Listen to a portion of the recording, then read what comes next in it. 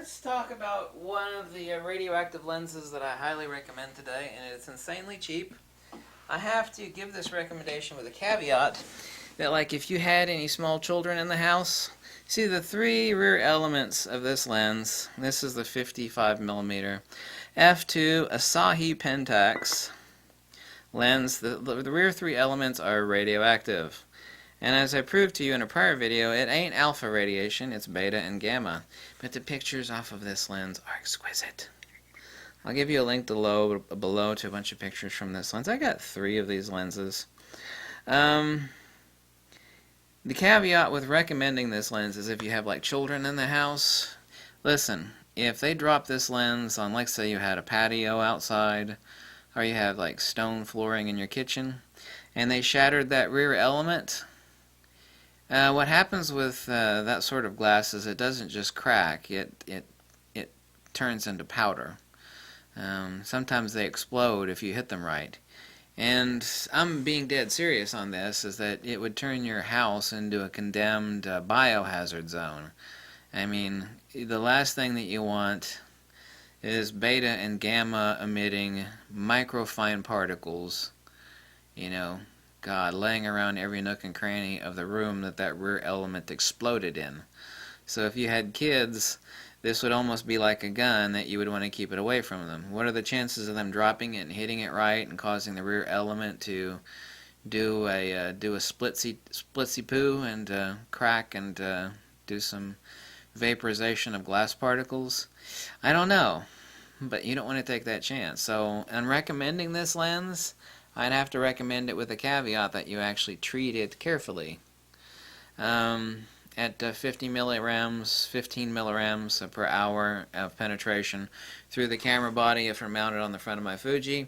That means if I had a hardcore day's shooting and I had my camera up to my face a total of 2 hours out of like 8 hours of shooting, then that means that over that day I would get a little bit more than 2 X-rays worth of radiation dosage. 2 X-rays. So it would be like, I'm going to do a hardcore day of shooting, I'm basically going to end up with 2 X-rays worth exposing to my head. That's another consideration. However, you got to suffer for your art, right? However, the images from this lens are absolutely отлично, as the Russians would say. You see that lovely yellowish-brown cast? That's actually not the color of the thorium, it's actually the thorium that's causing a color shift in the glass. You can actually clear this up by sticking it in a bright window for a few days, and it will clear that up. It's not going to clear up the thorium, it's only going to clear up the slightly yellowish-brown cast, but actually I can't see that in the white balance. Some of them are really yellow. This is far from that, but it is as hot radioactive as I proved to you in an earlier video today and the other day. So this is actually one of my highest recommended lenses. I've actually got, I didn't bring it out here, it is a M42 screw mount to Fuji X mount, which is a $12 adapter on eBay. Use this on my Fuji. Excelencia. So that is one of my secret lenses. I've got another secret lens that I have many of that I'll be going over in the next day or so and talking about that. And but if you're interested in trying out something magical, oh God, the black and white, the color saturation, there is something natively beautiful about the way that the thorium wrangles the light to reach your sensor, or in the case of this lens back in the day when it created film. Doesn't make any difference, handling light properly is handling light properly. I don't like to get this thing too close to my face. However, the 3 radioactive elements are the 3 rear elements. This is where all the bad dice is coming from, not the front. It's still coming through the front though. Nothing says photography like radiation. Gamma radiation, no less. So that is one of my super awesome recommended lenses. Look, I love the piss out of Pentax. Not so much anymore because I'm not interested in Pentax Digital. Just sorry, I'm not interested in Pentax Digital. I used to shoot Pentax K1000s. I sold Pentax K1000s by the hundreds. I owned a lot of Pentax K1000s. I miss my 6.7 Pentaxes. Those are huge, clunky 6x7 medium format Pentax cameras that you could club people with. I mean, that camera is insanely heavy. It is obnoxious. It was silk, sex, and sugar. When you hit that shutter button, that shutter went cha-clunk, and everybody in the place could hear it. Cha-clunk. Awesome camera, but I don't do film anymore. But these lenses, there's been nothing made like them before, and there's been nothing made like them since. Exquisite.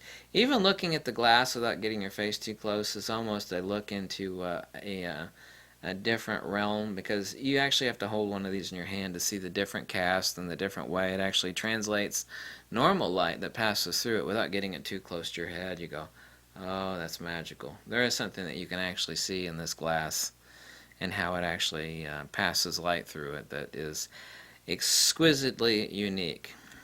So I give my highest recommendation to the 55mm. Now this is the Super-Takumar 55mm f2. It's not marked Pentax, but it is Pentax. It's marked Asahi Optical Corporation, but it's Pentax. Asahi Pentax.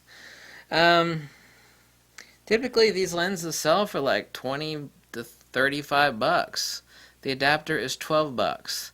That is $50 for a bucket load of effing awesome. And a very, very unique lens, which will render the light totally unlike anything that you've had or you have ever used before. With the one caveat that if you have kids in the house, don't let them touch this lens, because if they drop it and break it and it shatters near their little faces, then there's some serious radiation hazards there. How likely is that? Not very likely. Is it possible? Well, sure as hell it's possible. Kids manage to do anything, and you could manage to do anything. I mean, if you drop this inside your house, I mean, you got a serious biohazard issue. Serious unless you don't mind lung cancer. If lung cancer does not bother you at all, then you would have nothing to worry about. For most people, they are not too interested in getting lung cancer. And so, handling this lens carefully, you know, just like owning a pit bull, I guess, you know. You handle a pit bull than you do a poodle. You know, you take special precautions. No different, really. So this is a pit bull lens. Because if you break that rear element, it's going to bite you. That's no good.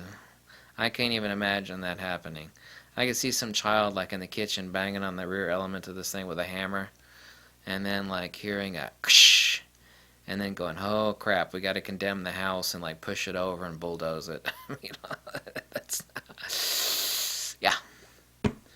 Always got to think out all possible scenarios. Thanks for watching. Catch you later. Bye.